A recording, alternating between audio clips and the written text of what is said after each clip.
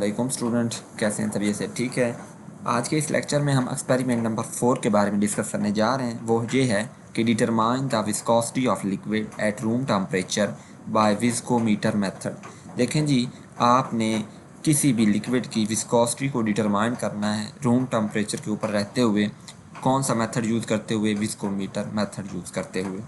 देखें, सबसे पहले स्टूडेंट इसके बारे में थ्योरी लिखते हैं। थ्योरी में हम ये 3-4 चीज़ें डिस्कस करेंगे। कोएफिशिएंट ऑफ विस्कोसिटी क्या चीज़ होती है, फ्लूइडिटी क्या है, उसके बाद मॉलिक्यूलर विस्कोसिटी क्या होती है, फिर इनके बारे में, इनके यूनिट्स के बारे में हम डिस्कस करेंगे वन बाय वन। सबसे पहले हम देख लेते हैं जी कोएफिशिएंट ऑफ विस्कोसिटी। इसकी डिफाइन देख लेते हैं क्योंकि आपने प्रैक्टिकल नोट को बुक के ऊपर लिखनी होती है। तो देखें जी, force per unit area required to maintain the unit difference of velocity between two parallel layers in the liquid, that is called as the coefficient of viscosity। coefficient of viscosity को आप रिप्रेजेंट करते हैं नीटा के जरिए। Next जो terms हमारे पास आ जाती है that is called as the fluidity. Fluidity क्या है कि रेसिप्रोकल ऑफ कोएफिशिएंट विस्कोसिटी का अगर हम रेसिप्रोकल ले लें तो उसको हम फ्लूइडिटी का नाम देते हैं। फ्लूइडिटी क्या है? फ्लूइडिटी इज इक्वल टू 1/, नीटा। आगे हमारे पास टर्म्स आ जाती है हमारे पास स्टूडेंट, मॉलिक्यूलर विस्कोसिटी क्या है? मॉलिक्यूलर विस्कोसिटी को मास ओवर डेंसिटी से रिप्रेजेंट करते हैं। मास ओवर डेंसिटी इज इक्वल 2/3। मतलब क्या है कि area over which 1 gram molecule of liquid is distributed, वो वाला एरिया जहाँ पे लिक्विड का 1 ग्राम मॉलिक्यूल डिस्ट्रीब्यूट हो जाता है, 2 हिस्सों में तकसीम हो जाता है, तो उसको हम मॉलिक्यूलर विस्कोसिटी का नाम देते हैं। देखें जी, मॉलिक्यूलर विस्कोसिटी किसके बराबर है? Molecular velocity is equal to mass over density, bracket के ऊपर हम लिखते हैं 2/3।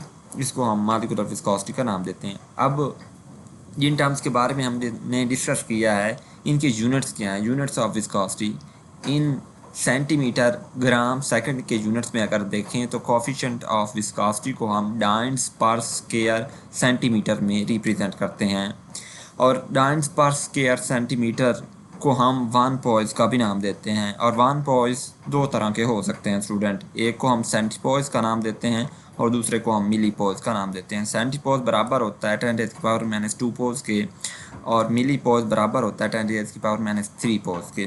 देखें जी, दूसरा जो इसका देखें, कोएफिशिएंट का ऐसा यूनिट जो है वो हमारे पास किलोग्राम मीटर पर स्क्वायर पर सेकंड होता है। किलोग्राम पर मीटर पर स्क्वायर, दैट इज द ऐसा यूनिट ऑफ द कोएफिशिएंट।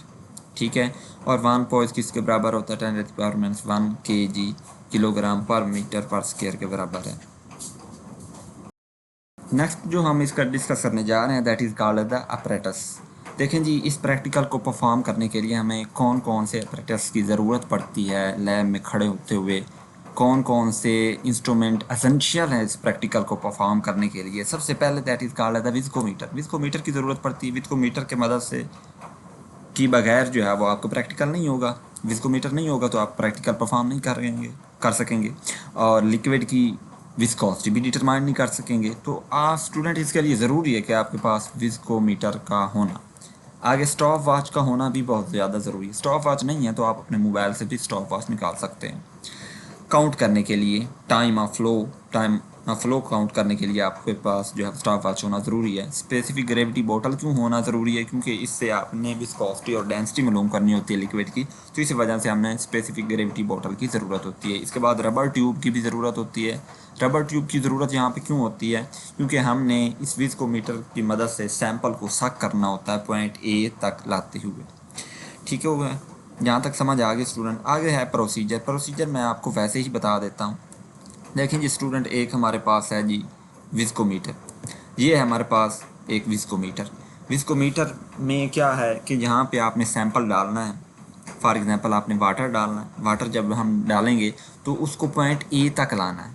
किसकी मदद से लाएंगे? यहाँ पे आप इसके एक सर्रे के ऊपर जो है वो रबर ट्यूब लगाएंगे, उसकी मदद से आप इसको सक करेंगे। और वाटर जब एक मार पॉइंट ए तक आ जाएगा, फिर आप स्टॉप वॉच की मदद से जो है वो क्या करेंगे, स्टॉप वॉच ओपन करेंगे और इस रबड़ को हटा देंगे और वाटर के फ्लो टाइम को आप नोट करेंगे। जब पॉइंट ए से जो है वो हमारे पास लिक्विड रिलीज होता होता पॉइंट बी तक आ जाए तो आपने स्टॉप वॉच बंद कर लेनी है। इस तरह से आपने ये रेपिटेशन 3 टाइम करनी है। फिर आपके पास जो सैंपल दूसरा दिया होगा वाटर के अलावा, उसको भी आपने इस विस्कोमीटर की मदद में डालना है।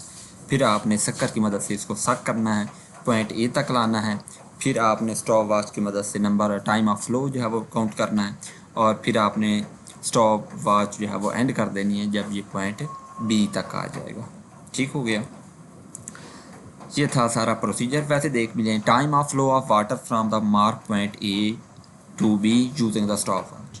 जब आप टाइम फ्लो किस चीज़ का डिटरमाइन करेंगे, वाटर का डिटरमाइन करेंगे पॉइंट ए से बी की तरफ आते हुए, कि किस चीज़ को यूज़ करते हुए, स्टॉप वॉच को यूज़ करते हुए।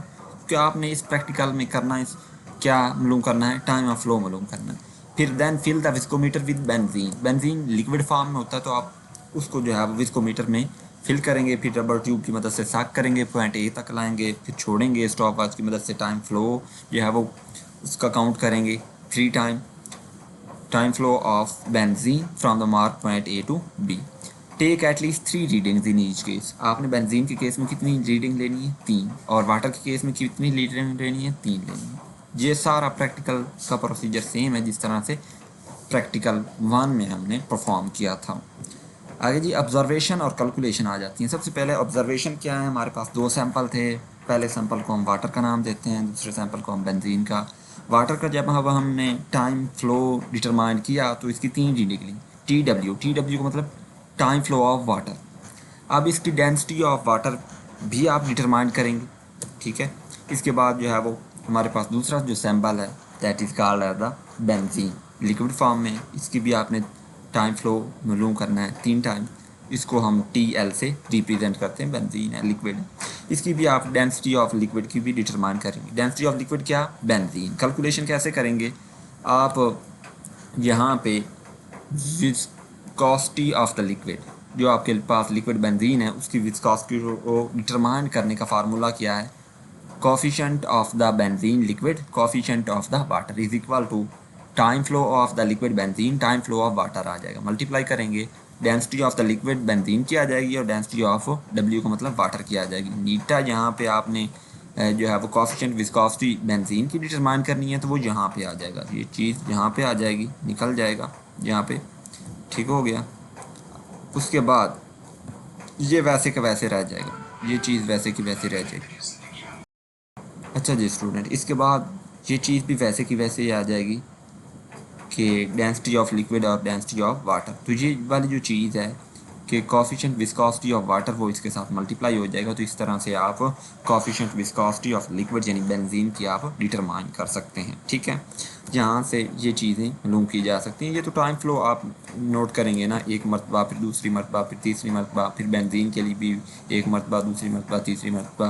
फिर इनका मीन निकालना है कि जो टाइम फ्लो इन तीनों का आएगा और इन तीनों का आएगा, इन तीनों को आपस में जो है वो ऐड करना है। और 3 सैंपल लिए हैं तो 3 के साथ डिवाइड करेंगे तो आपके पास कोई एक रीडिंग आ जाएगी। इसका भी ऐसे ही है, ठीक हो गया। इसके बाद स्टूडेंट आ जाते हैं हम प्रिकॉशंस। इसमें आपने प्रैक्टिकल को परफॉर्म करते हुए किन किन चीज़ों का आपने ख्याल रखना है, कौन कौन सी प्रिकॉशंस हो सकती हैं, इनको हम डिस्कस कर लेते हैं। 2-3 को डिस्कस कर लेते हैं, बाकी आप खुद देख लीजिएगा, मैं ये PDF प्रोवाइड कर दूँगा आपको। प्रिकॉशंस क्या हैं, viscometer must be properly washed and dried before use. कि जो आपके पास विस्कोमीटर जो अपरेटस है, आपने लैब से इशू करवाते वक्त इसको सबसे पहले ज़रूरी है कि प्रॉपरली और क्लियरली वॉश कर लें, फिर उसको ड्राई भी कर लें बिफोर यूज़ करते वक्त। यूज़ करने से पहले आप इसको जो है वो ये ज़रूरी है कि आप इसको धो भी लें और सुखाएं भी। दूसरा जो है वो प्रिकॉशन ये है कि टेम्परेचर प्रैक्टिकल के परफॉर्म करने के दौरान, जिस लैब में आप प्रैक्टिकल परफॉर्म कर रहे हैं वहाँ का टेम्परेचर क्या होना चाहिए, मस्ट बी कांस्टेंट होना चाहिए, या तो कोई ना कोई इशू हो सकता है। तीसरा जी, लिक्विड या वाटर में be added in the left limbs of the viscometer with the help of the पिपट।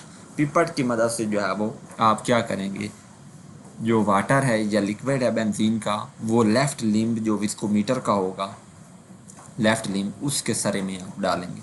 फिर दूसरे सरे से आप रबर ट्यूब लगा के सक करेंगे शक्कर की मदद से। फिर इस तरह से आप टाइम फ्लो मालूम करेंगे, और टाइम फ्लो मालूम करने के बाद फिर आपने विस्कोसिटी मालूम करनी है, और इस तरह से ये प्रिकॉशंस लिखनी है। इस तरह से ये आपका प्रैक्टिकल परफॉर्म हो जाएगा। ठीक है स्टूडेंट, आई होप कि आपको समझ आ गई होगी। मिलते हैं नेक्स्ट वीडियो के साथ, तब तक अपना ख्याल रखिएगा। अल्लाह हाफिज़।